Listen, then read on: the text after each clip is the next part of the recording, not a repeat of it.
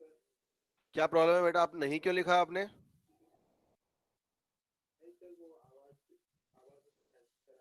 नहीं, आवाज आपको आ नहीं रही है क्या?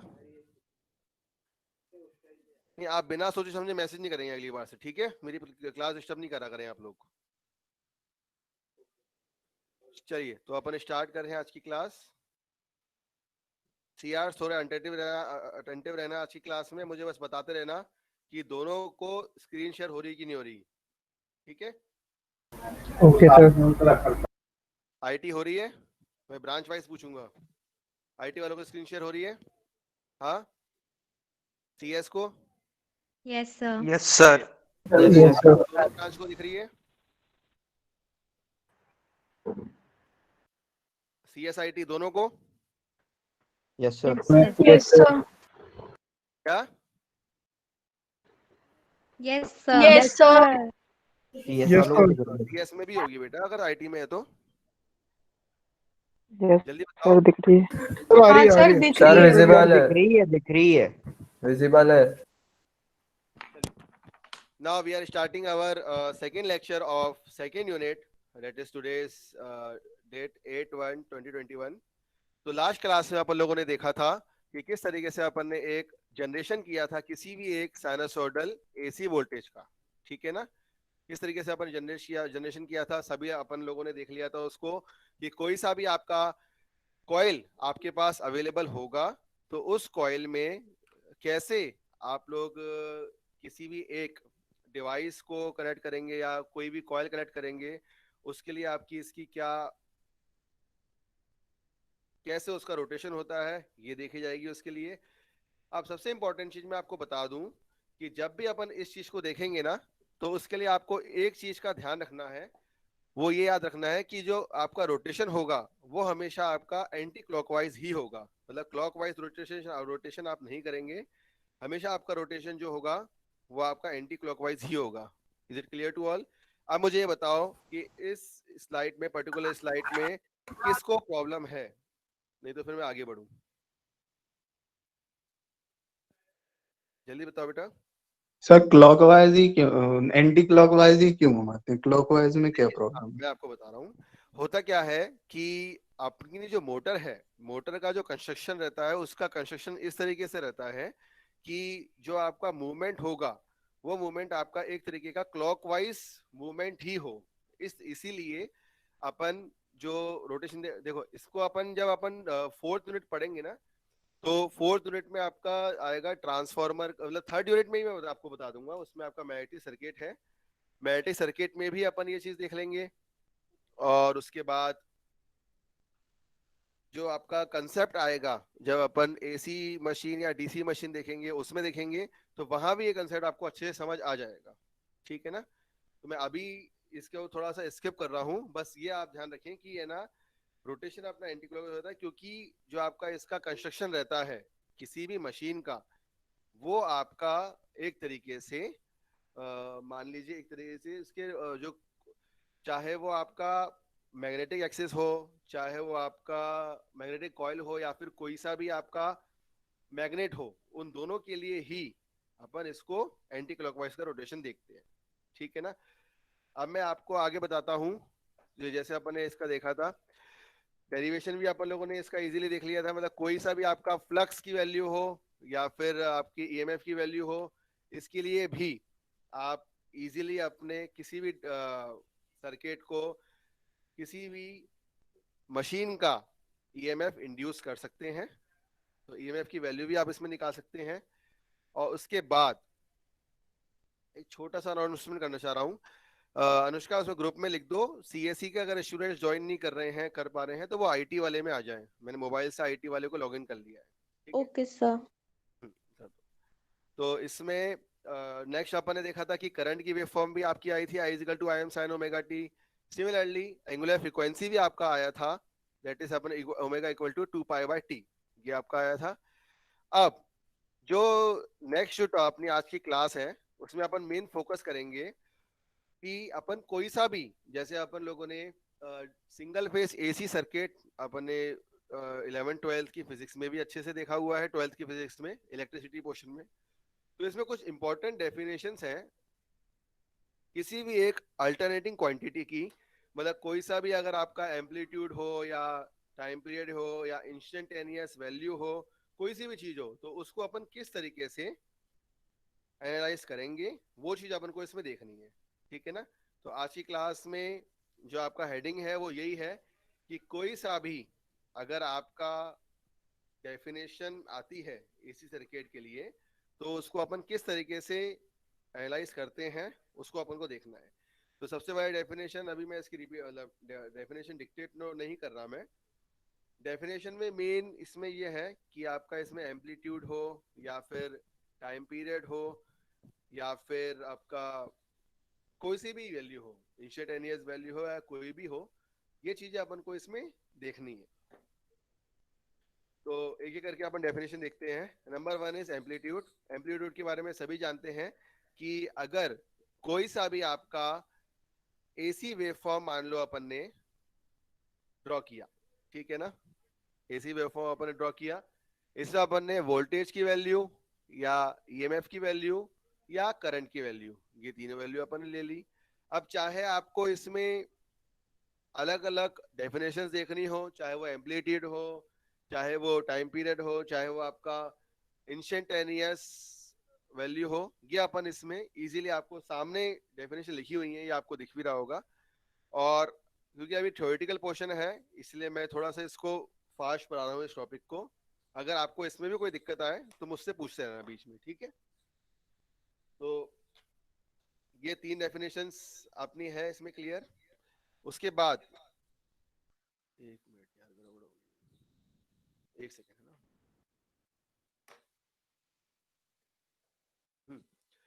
उसके बाद जो है इसमें आपका वो है, इसमें अभी एम्पलीट्यूड और टाइम पीरियड अपन ने ले लिया है। देन आफ्टर दैट इसकी बात जो आ रही है वैल्यू, वो फ्रीक्वेंसी। तो फ्रीक्वेंसी के बारे में भी अपन जाते हैं सभी स्टूडेंट्स कि कोई सा भी अगर आपकी साइकिल हो, अल्टरनेटिव साइकिल, जिसको अपन पॉजिटिव एक्सिस के लिए भी ले जा रहे हैं और नेगेटिव एक्सिस के लिए भी ले जा रहे हैं, मतलब पॉजिटिव वेव फॉर्म भी इसमें आपका ड्रॉ हो रहा है। पॉजिटिव वेव फॉर्म से मतलब है पॉजिटिव हाफ साइकिल के लिए बात कर रहे हैं अपन, from 0 to pi positive half cycle, और from pi to 2 pi that is negative half cycle के लिए। तो इस पूरी कंप्लीट साइकिल के लिए जो पूरी एक साइकिल आपकी बन रही है, इसमें आपकी फ्रीक्वेंसी मान लो कि आपने इसमें मान लिए, इसको टाइम टेकन कितना चाहिए आपका, टाइम टेकन आपका हो रहा है पूरी एक साइकिल को कंप्लीट करने के लिए मान लो 1 सेकेंड ले रहा है आपका, ठीक है ना। तो अगर एफ साइकिल है आपकी, तो उसके लिए क्या हो जाएगा आपका, अभी तो 1 सेकेंड है, सिमिलरली अगर एक साइकिल हो रहा है तो वो हो जाएगा आपका टाइम पीरियड यहाँ पे t इजिकल टू 1/f। किसी को इसके कंसेप्ट में कोई दिक्कत तो नहीं है?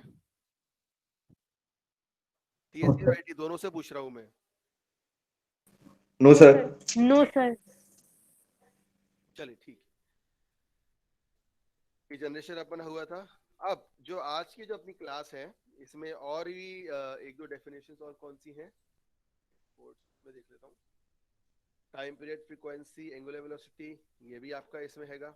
हाँ, एवरेज वैल्यू। तो आप हेडिंग लिखिए आप सभी लोग, सारे students, average value of alternating current. Average value of alternating current.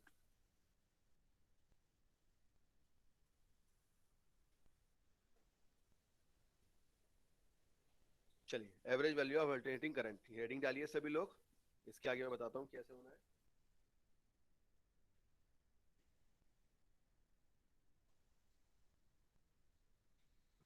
Slide visible है दोनों ब्रांच को? Yes sir. चलिए ओके। तो अपनी अब मंडे ऑनवर्ड क्लास ऐसे ही होगी, क्योंकि अपनी टेस्टिंग बिल्कुल सही हुई है आज की। तो सीएसई वाले अलग लॉगिन से ज्वाइन करेंगे, आईटी वाले अलग, ठीक है। और अपन क्लास इनकी लेकिन एक साथ ही चलेगी। तो average value of alternating current.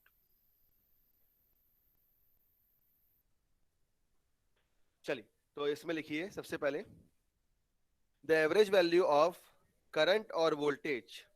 Definition लिखिए इसकी, the average value of current और voltage the average value of current और वोल्टेज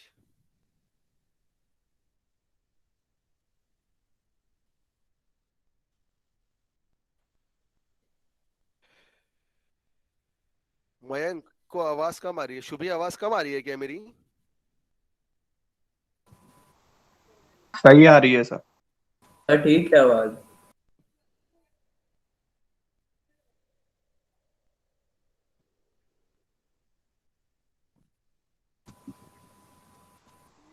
अगर मोबाइल से क्लास लेना तो फिर एक ही लॉगिन से आवाज आ पाएगी, फिर दूसरी ब्रांच पे आवाज नहीं जा पाएगी। Sir it's Audible. चलिए, अगर किसी को अगर आवाज की प्रॉब्लम है तो मैं ये लेक्चर फिर से रिपीट कर दूंगा या इसका रिकॉर्डेड लेक्चर करके आप लोगों को अपलोड कर दूंगा, ठीक है ना? अगर किसी को प्रॉब्लम आएगी तो। बस सर थोड़ी सी लो है, दैट्स इट। हाँ सर, बट क्लियर है। नहीं सर ठीक है।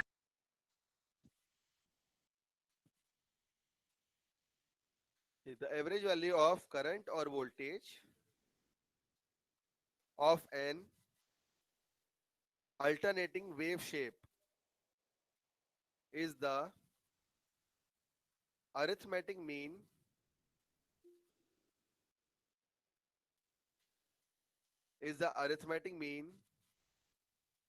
of an ordinates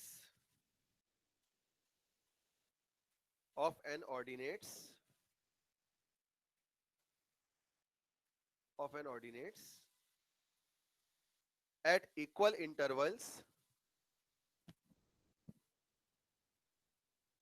intervals over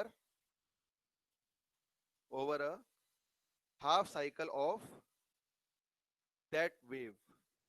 फिर से रिपीट करता हूं एक बार एवरेज वैल्यू की definition. Average value of the current और voltage of an alternating wave shape is the arithmetic mean of the ordinates at equal interval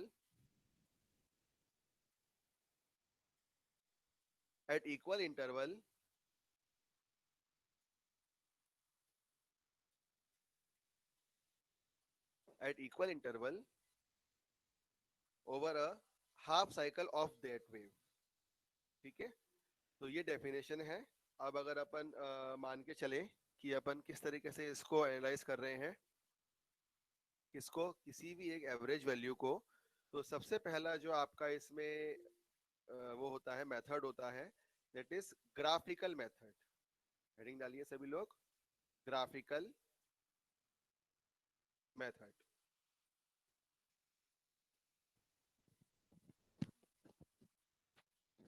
बेटा अब आवाज सही आ रही है आप लोगों को?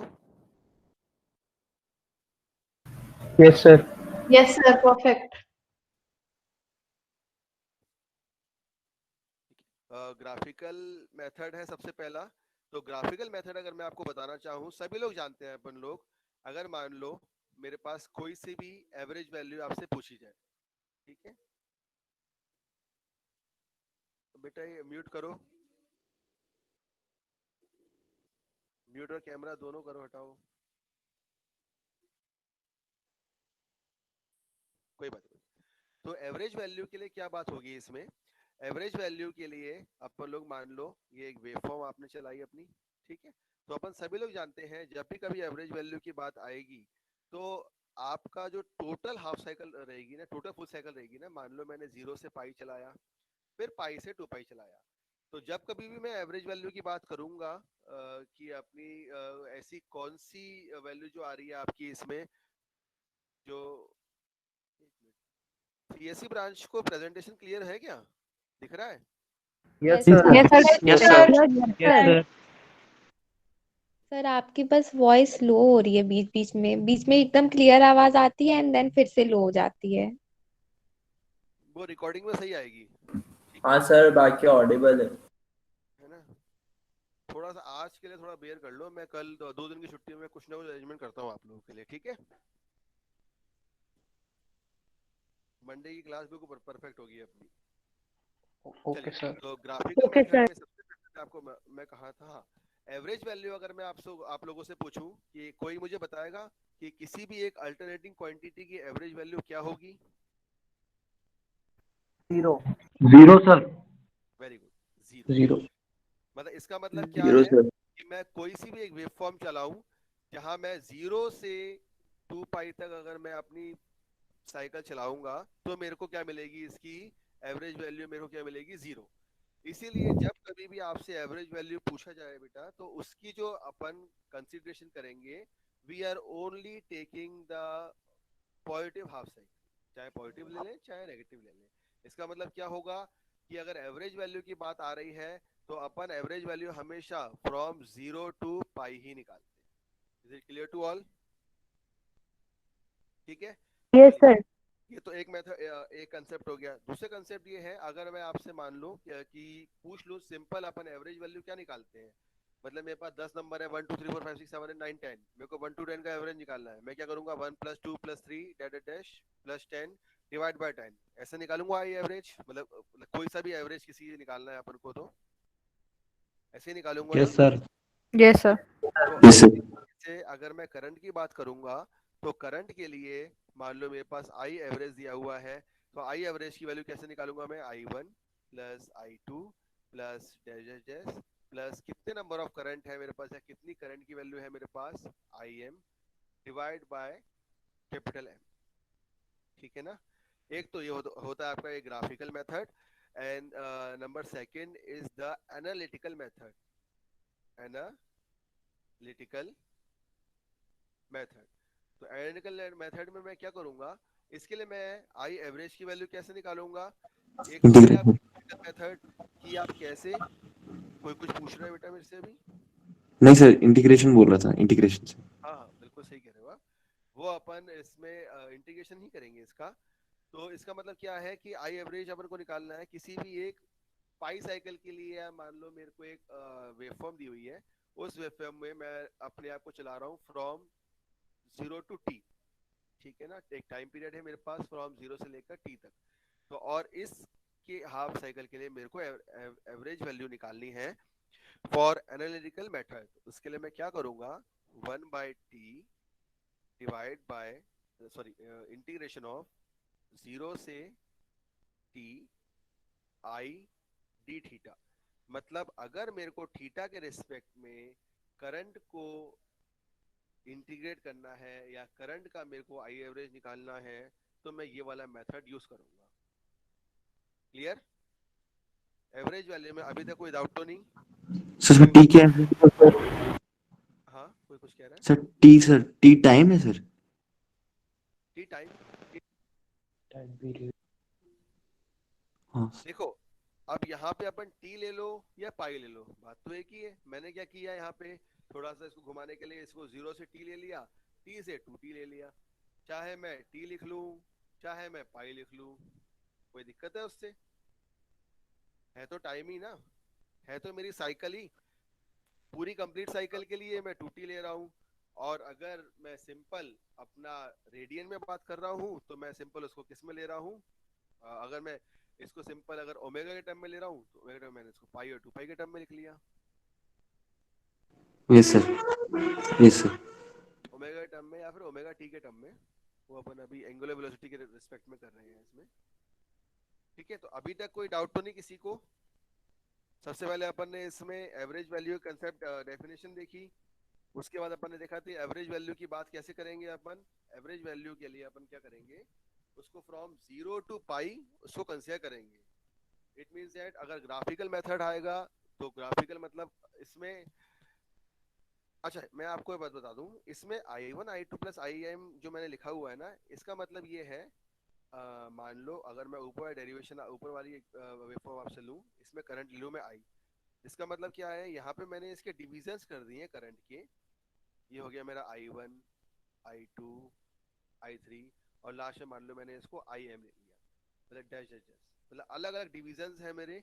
इन सब के डिविजन्स का मैं सम कर रहा हूँ। चाहे मैं इसको डिवीजन बोल लूं चाहे मैं इसको ऑर्डिनेट बोल दूं, इसको अपन ऑर्डिनेट भी बोलते हैं ना, हाँ या ना? Yes sir. Yes, sir. Yes अगर सर। सेक्शंस लेते हैं तो उसको अपन ऑर्डिनेट बोल सकते हैं कि नहीं बोल सकते? Yes sir. Ordinate Y axis को बोलेंगे ना sir. Yes, sir ordinate Y axis को बोलते हैं ना सर। एब्सिसा Yes, ले sir. लो। Sir ordinate ordinate Y coordinate को बोलते हैं, जो वाई कोऑर्डिनेट एक्स एक्सिस से जो डिस्टेंस होता है उसे ऑर्डिनेट बोलते हैं। यार कंफ्यूज हो गया। यहाँ पे अपन इसको क्या लेंगे मुझे बताओ। सर ऑर्डिनेट ही लेंगे क्योंकि एक्स एक्सिस से ही डिस्टेंस ले रहे हैं हम लोग। हाँ सर क्लियर हो गया, वो डाउट था थोड़ा। चल ठीक है, कोई बात नहीं। ठीक है, तो इसमें अपन क्या कर रहे हैं, इसमें अपन ने करंट का डिवीजन किया है। उस करंट के डिवीजन से आई से आई एम तक अपन ले गए हैं और डिवाइड बाय एम इसको कर दिया, मतलब टोटल नंबर ऑफ एम जो आपके टोटल करंट आपको दिया हुआ है, ये अपन ने इसका ग्राफिकल भी ले लिया और एनालिटिकल भी ले लिया। क्लियर। अब अपन क्या करेंगे, नेक्स्ट जो अपना इसमें टॉपिक है इसी के लिए, वो अपन क्या करेंगे, we can derive the expression for average value of sine wave. Sine wave बोल दो या साइनोसॉइडल वेव बोल दो, बात एक ही है। ठीक है, तो हेडिंग डालिए average value of sine wave. ठीक है, तो इसमें लिखिए सबसे पहले the average value of a sine wave, the average value of a sine wave over a complete cycle. The average value of sine wave over a complete cycle is 0. ठीक है ना। Now, instantaneous value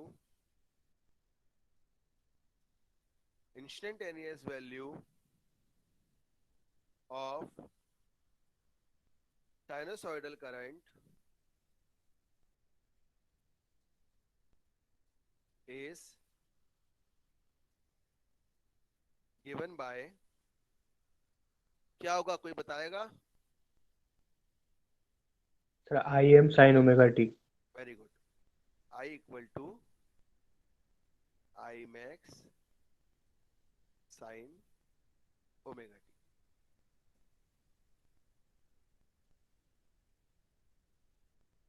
ठीक है, अब अपन क्या करेंगे इसमें, ये तो हो गया आपका। इसमें बेसिकली जो अपन इसमें क्या किया अपन ने कि एवरेज वैल्यू ऑफ जो इसका साइन वेव है फॉर अ कंप्लीट साइकिल, ये अपन ने लिया इसमें 0। तो इसके लिए अब अपन देख रहे हैं, अपन को एवरेज वैल्यू निकालना है इस पूरे साइन वेव के लिए। तो इसके लिए क्या करेंगे, अपन कंसीडर करेंगे, सिर्फ क्या कंसीडर करेंगे इसमें, only first half cycle. Now considering first half cycle, that is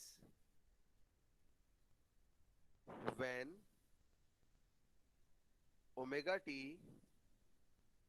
varies from 0 to pi, we get first half cycle लेंगे इसमें, और इसमें अपन देखेंगे इसमें कि when omega t varies from 0 to pi, therefore I average is equal to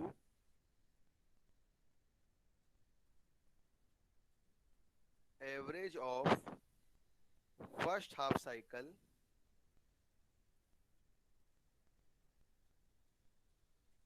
divide by pi, या फिर 1 upon pi integration of 0 to pi I, क्या होगा, डी थीटा होगा या डी ओमेगा टी होगा, कोई बताएगा।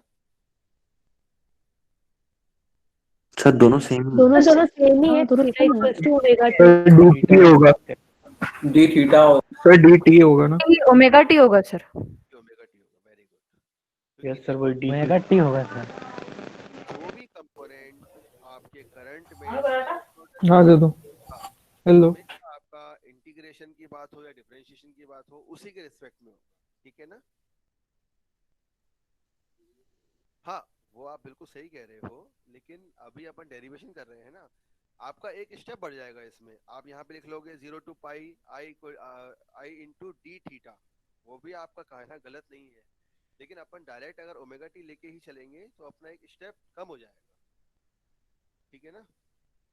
अभी गलत नहीं है उसमें। तो 1 by pi integration of 0 to pi, now putting the value of current, that is I max sin omega t d omega t.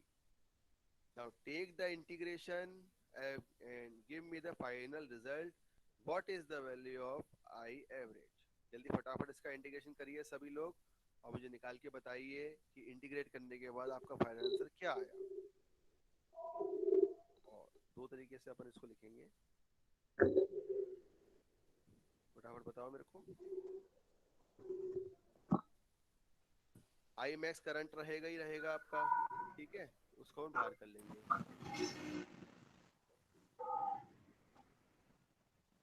0.637, ठीक है, या फिर I average equal to 2 upon pi of पाई।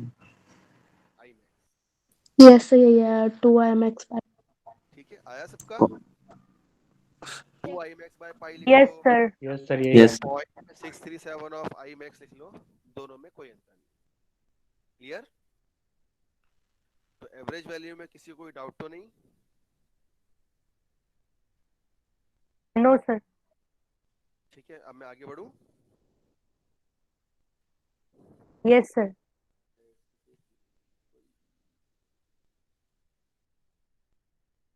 तो अपन ने इसमें क्या देखा, जैसा कि आपका इसमें डेरिवेशन था आपका,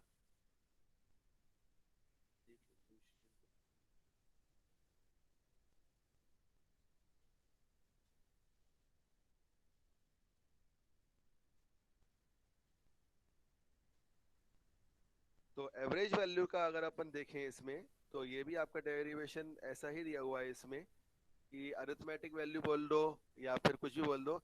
अब यहाँ क्या लिखा हुआ है, अगर आपको इसमें, अगर आप ये वाला क्योंकि ये वाला प्रेजेंटेशन मैंने शेयर किया है आप लोगों से, इसमें मैंने ये लिखा हुआ है कि अपना फ्रॉम, इसमें क्या लिख दिया है 1/2 पाई और 0 to 2 पाई, मतलब इसको पाई ना लेते हुए इसको 2 पाई लिख दिया है, ठीक है ना। तो दोनों में कोई वो नहीं है, तो इसीलिए सिमेट्रिकल के लिए ये तो नॉर्मल आपका कंसेप्ट है, लेकिन अगर आपका सिमेट्रिकल वेवफॉर्म आती है तो सिमेट्रिकल के लिए हमेशा आप याद रखिए जो अपन एवरेज वैल्यू निकालते हैं वो आपका v average equal to 1 by pi of 0 से pi integration of d omega t, अपन यही यूज करते हैं, जिससे आपका जो डेरिवेशन करके आपने निकाला है वो आपकी वाली वैल्यू आई।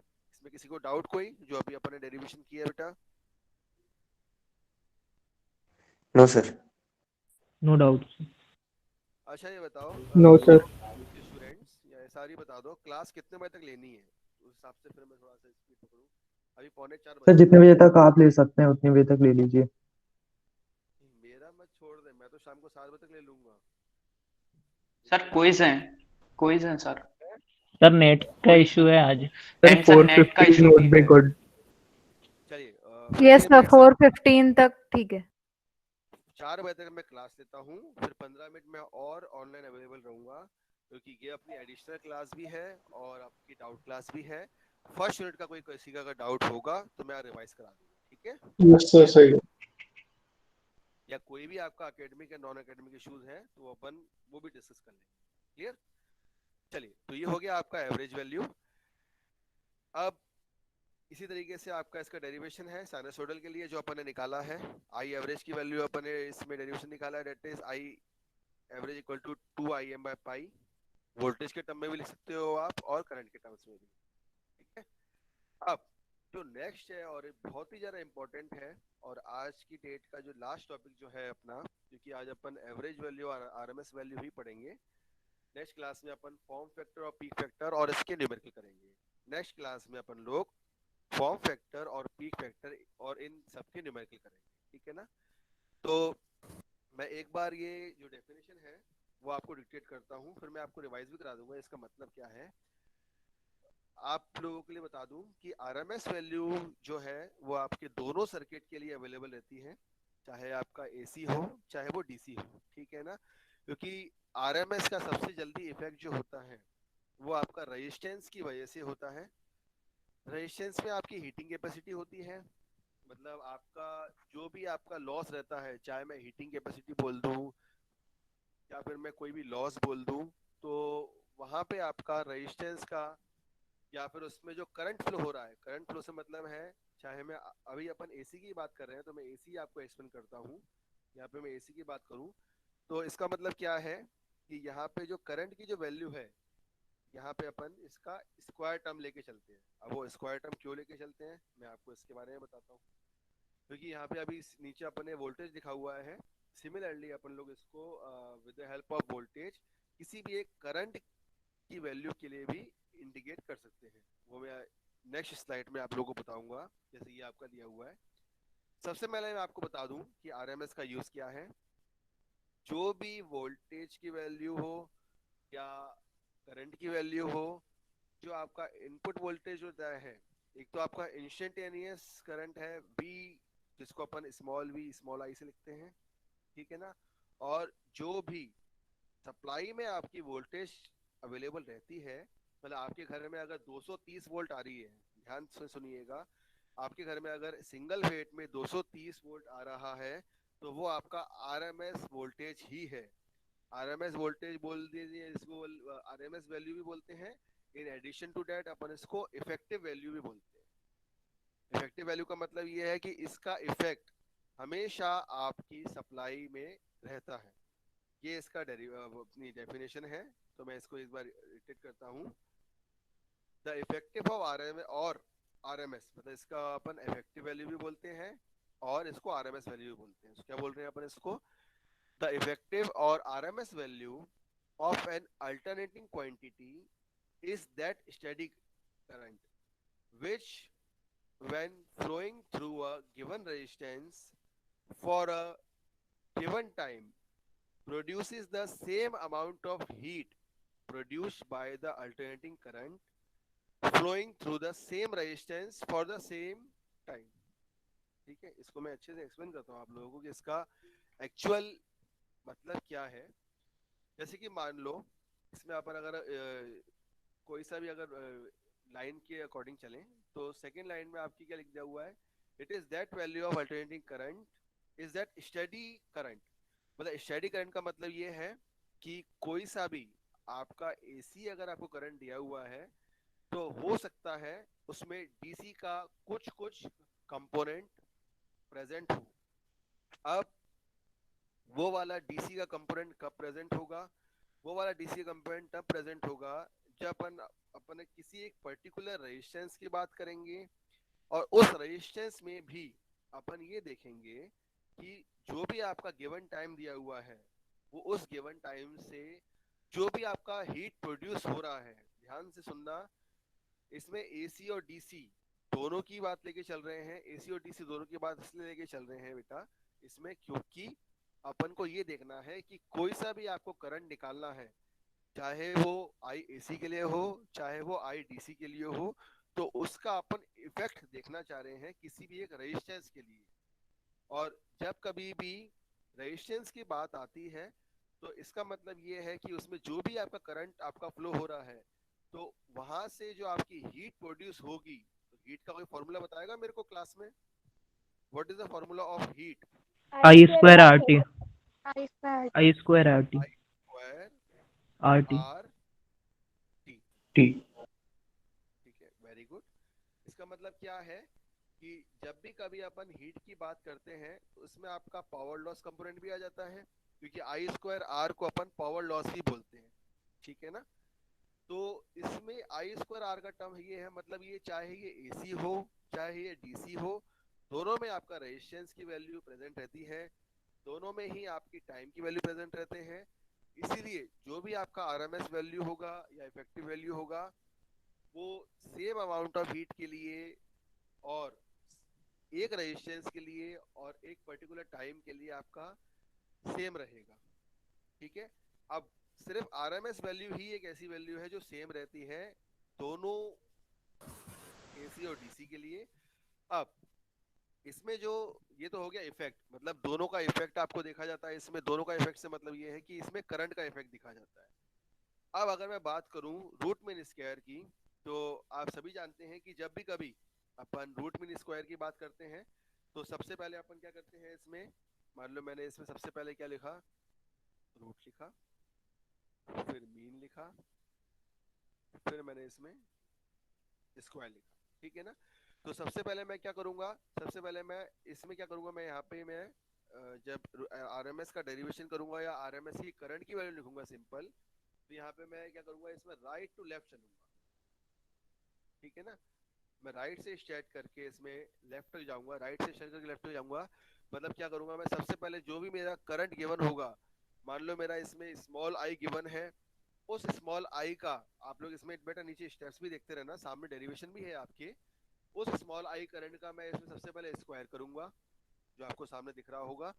उसके बाद मैं क्या करूंगा, उसका मीन ले लूंगा, ठीक है ना। मीन ले लूंगा मतलब यहाँ पे जो मैंने इंटीग्रेट किया हुआ है, यहाँ पे 1/1 पाई इंटीग्रेशन ऑफ 0 से पाई, जैसे मान लो ये मेरी है इक्वेशन, इसको मैं ए ले रहा हूँ, इसको मैं बी ले रहा हूँ, इसको मैं सी ले रहा हूँ, इसको मैं डी ले रहा हूँ, ठीक है ना। सबसे पहले ए क्या है मेरा, ए क्या है, जो आपका साइनसोइडल वोल्ट वो अपना करंट आपको दिया हुआ है, that is I equal to I M sine omega T. बेटा किसी को भी डाउट हो तो मुझसे प्लीज पूछ लेना, क्योंकि आरएमएस वैल्यू में डाउट होता ही है स्टूडेंट्स को, काफी स्टूडेंट्स को आता भी होगा, मैं पूछ नहीं रहा अभी क्लास से, ठीक है ना। तो इसमें साइनसोइडल करंट आपको गिवन है I equal to I M sine omega t. आपको क्या करना है, आपको इसका आरएमएस वैल्यू निकालना है। इट मींस दैट आपको इसकी इफेक्टिव वैल्यू निकालनी है, ठीक है ना। वो कैसे निकालोगे आप, वो आप ऐसे निकालोगे, सबसे पहले आप ये देख लोगे कि जो साइनसोइडल अल्टरनेटिंग करंट है उसको अपन कैसे रिप्रेजेंट करते हैं। जैसे अपन ने एवरेज वैल्यू में लिया था कि जो भी आपका साइनसोइडल करंट होगा उसमें उसकी करंट की वैल्यू क्या होगी, I equal to I M sine omega T. Similarly अगर अपन आरएमएस वैल्यू की बात करेंगे, बट क्योंकि अपना टॉपिक चल रहा है अभी RMS value of sinusoidal current, इसमें सबसे पहले अपन ने इंस्टेंटेनियस वैल्यू करंट कितना है आपका, I equal to I max sine omega t. अब मैं अगर इसके टर्म्स की बात करूंगा, स्क्वायर, मीन, फिर रूट, मतलब राइट टू लेफ्ट में चलूंगा इसमें। सबसे पहले मैं अपने स्क्वायर को इंडिकेट करूंगा, तो स्क्वायर को इंडिकेट मैंने किससे कर दिया, मेरे पास जो बी इक्वेशन है उससे। बी में मैंने क्या किया, यहाँ पे करंट को मैंने स्क्वायर कर दिया, ठीक है ना। उसके बाद मैंने क्या किया, इसमें इसका मीन ले लिया, मतलब बी जो अपना सेकंड जो मेरा स्टेप है मीन के लिए, मैंने यहाँ पे इसका मीन भी ले लिया है इसी स्टेप में। या फिर अगर आप पूरी कंप्लीट साइकिल के लिए अगर आपको कंफ्यूजन हो रहा है, तो अपन पर्टिकुलर एक साइनसोइडल के लिए इसको सी से रिप्रेजेंट कर रहे हैं, जैसे 0 से पाई, मतलब from for first half cycle जो भी आपका इसमें करंट प्रेजेंट रहेगा from 0 to pi. RMS value की भी आपकी कंप्लीट साइकिल के लिए, क्योंकि देखो मीन की बात आ रही है, तो अगर अपन 0 से 2 पाई मीन लेंगे तो उसकी वैल्यू क्या होगी, कोई बताएगा। मीन मतलब सिंपल एवरेज ही तो हो गया, जीरो जीरो सर, जीरो। हाँ हाँ ठीक है। जो चीज अपन ने एवरेज वैल्यू में की थी वही चीज अपन यहाँ पे भी कर रहे हैं। यहाँ भी अपन फ्रॉम 0 से पाई ले रहे हैं, और करंट की वैल्यू वहां अपन ने क्या किया था, I M sine omega t किया था। यहाँ क्या कर रहे हैं अपन, I square sine square omega t कर रहे हैं, because the value of current is square. Square क्यों किया है, क्योंकि यहाँ पे अपन हीट का इफेक्ट देख रहे हैं रेजिस्टेंस पे, इसलिए करंट की वैल्यू को स्क्वायर करना पड़ रहा है। इसके बाद लास्ट में जो आपका थर्ड स्टेज है वो है आपका रूट, मतलब यहाँ पे अपन इसी में इसका अपन ने अंडर रूट कर दिया है, ये आपको दिख भी रहा है, बी और सी दोनों में दिख रहा है, अंडर रूट कर दिया। तो जब अपन ने इसको सॉल्व किया तो आई आर एम एस की जो वैल्यू आई है, the value of I R M S is equal to 0.707 of I M, ठीक है। अब सभी स्टूडेंट्स एक बार आई आर एम एस का डेरिवेशन सभी लोग अपनी कॉपी में करेंगे, क्योंकि इसका जो आपका इंटीग्रेशन है ये थोड़ा सा आपका लेंदी आएगा, बिकॉज यहाँ पे जो वैल्यू आ रही है, वैल्यू बोल दो या फिर यहाँ पे अपने साइनसोइडल आपका टर्म आ रहा है, दैट इज यहाँ पे जो आपका साइन स्क्वायर ओमेगा टी। बेटा इसको क्या लिखेंगे अपन, कोई बताएगा, जल्दी बताओ। Sir 1 + cos 2 omega T. One. 1 minus cos 2 omega t. 1 minus 1 cos minus square cos 2 omega t. omega t.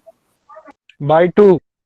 Because sine square Yes, omega sir. T का डायरेक्ट इंटीग्रेशन अवेलेबल नहीं होता, ठीक है ना। तो cos 2 थीटा को अपन तोड़ देंगे वहां पे, तो sine square omega T is equal to, Naval Mogia आवाज कम आ रही है क्या आपको? No sir. बेटा तो आप रिकॉर्डिंग लेक्चर देख लेना, ठीक है ना। बाकी सबको बाकी स्टूडेंट्स को क्या है? इट्स साउंड की क्लियर। प्रॉब्लम है क्या? नो आ रही है, सर। आवाज सही आ रही है। चलिए, तो यहाँ पे आप लोग सबसे पहले फिर से रिपीट करता हूँ, तो आरएमएस वैल्यू जब भी निकालना हो साइनसोइडल करंट का, उसके लिए अपन इनपुट करंट देख लेंगे कितना आ रहा है आपका, I equal to I M sine omega t. उसके बाद आई आर एम एस को अपन लिखेंगे किस तरीके से लिख रहे हैं, चाहे वो उसको आप 1/2 पाई के टर्म में लिख लो या 1/पाई के टर्म में लिख लो। अगर अपन पूरी कंप्लीट फुल साइकिल लेते हैं तो 0 to 2 पाई लिख देंगे, क्योंकि अपन मीन की बात कर रहे हैं यहाँ पे, इसलिए अपन जो साइकिल आपकी चलेगी वो फ्रॉम 0 to पाई चलेगी। इसलिए जो भी इंटीग्रेशन आपका रहेगा उसी से अपन डिवाइड भी करते हैं, बिकॉज अपन पर्टिकुलर एरिया लेते हैं। अपन क्या कर रहे हैं यहाँ पे, अगर मैं सिंपल भाषा में बात करूं आप लोगों से, तो मैं क्या लिखना चाह रहा हूं, मैं यहाँ पे लिखना चाह रहा हूं आई आर एम एस का square is equal to area of first half cycle of I square divided by, किससे डिवाइड करेंगे इसको, कोई बताएगा?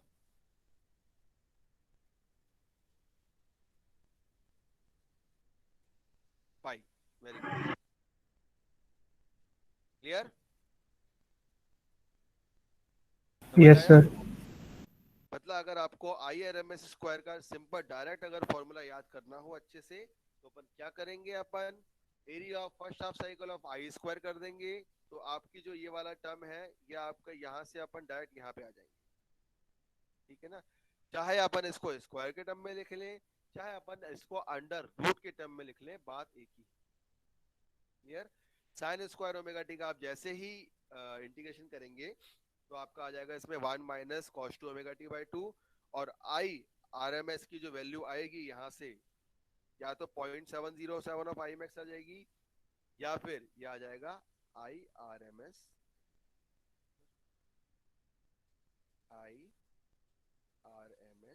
Is equal to I max divide by under root 2। बताइए, आपका आया सबका ये चीज? Yes, sir. That is I RMS is equal to IM by root 2। Root 2. Yes, sir. Clear? या फिर Yes, Yes, sir. sir. Yes, sir. the value of I max is equal to root 2 times of IRMS।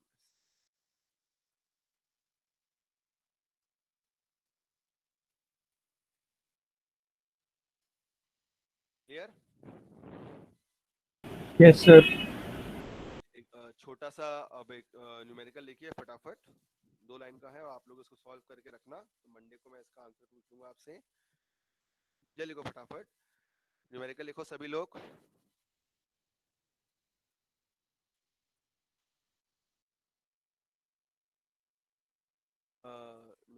The AC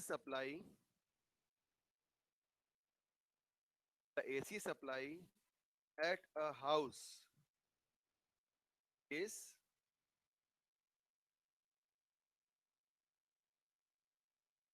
AC supply at a house is 230 volt। The AC supply at a house is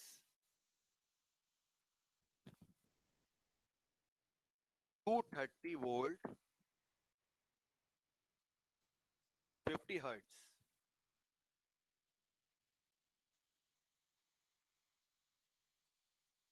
the AC supply at a house is 230 volt 50 hertz. Full stop. Find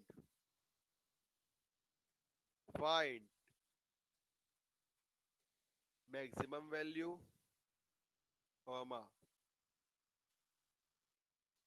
average value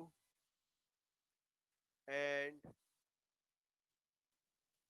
RMS value of voltage. Question mark. अभी solve करवाना है, Monday को कराना है? जल्दी बताओ. Sir अभी अरे यार 1 मिनट का क्वेश्चन है, बताइए.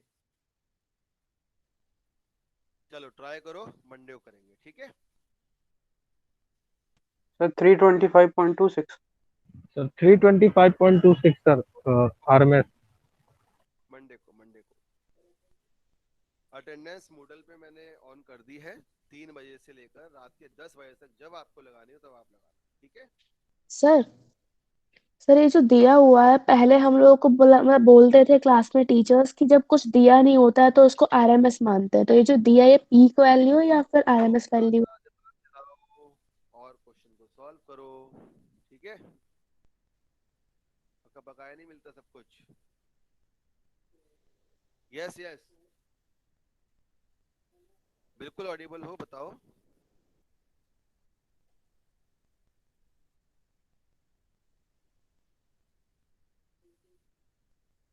एक सेकेंड, आवाज डबल हो रही है. हाँ, अब बोलना, क्या बोल रही है?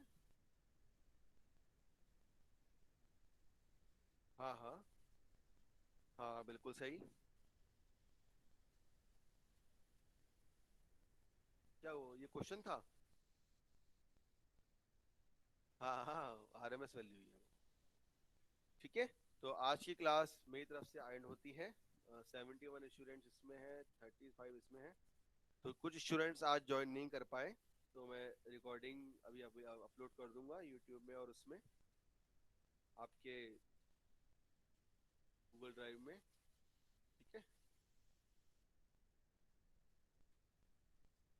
नेक्स्ट क्लास में अपन लोग फॉर्म